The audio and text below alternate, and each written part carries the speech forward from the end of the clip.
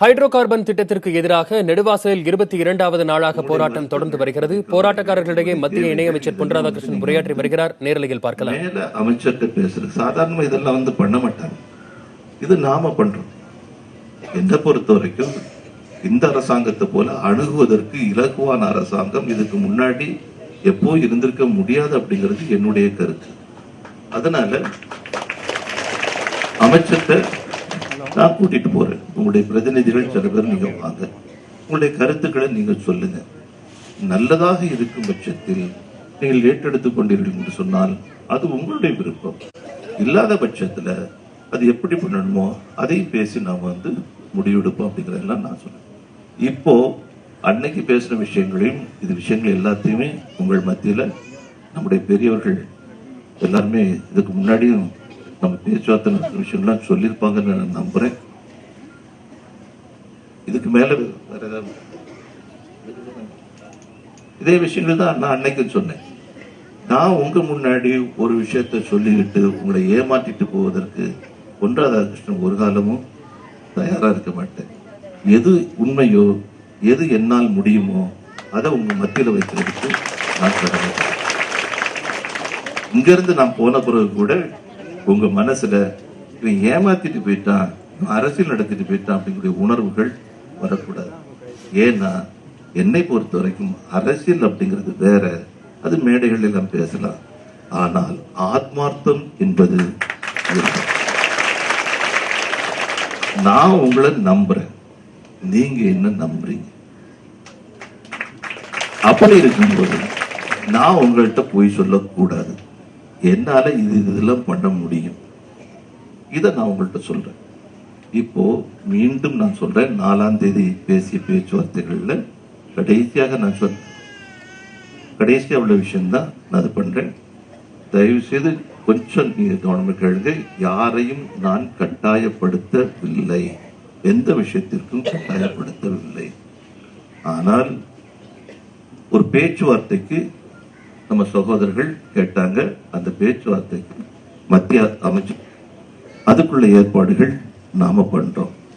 ஆனா அப்படி போகும்போது நாம எப்படி போனா நல்லா இருக்கும் அப்படிங்கறத நீங்க யோசிங்க.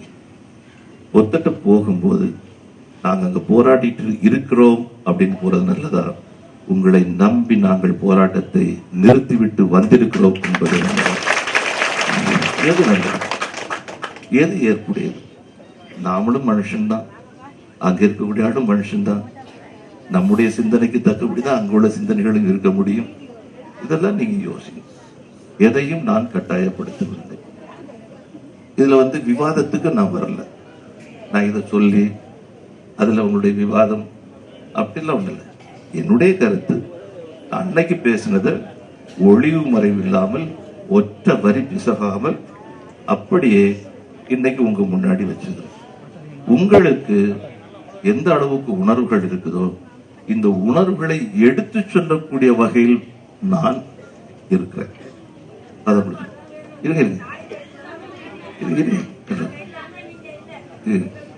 அதனால என்ன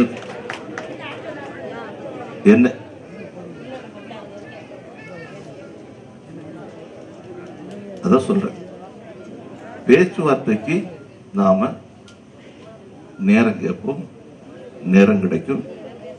பெரும்பாலும்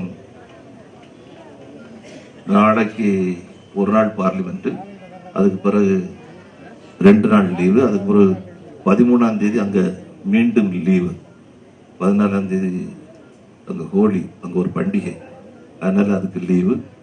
14ஆம் தேதி நான் வேற ஒரு பேச்சுவார்த்தைக்காக, தமிழ்நாட்டை சேர்ந்த ஒரு பேச்சுவார்த்தைக்காக அதுக்கும் நேரம் கேட்டுக்கிறேன்.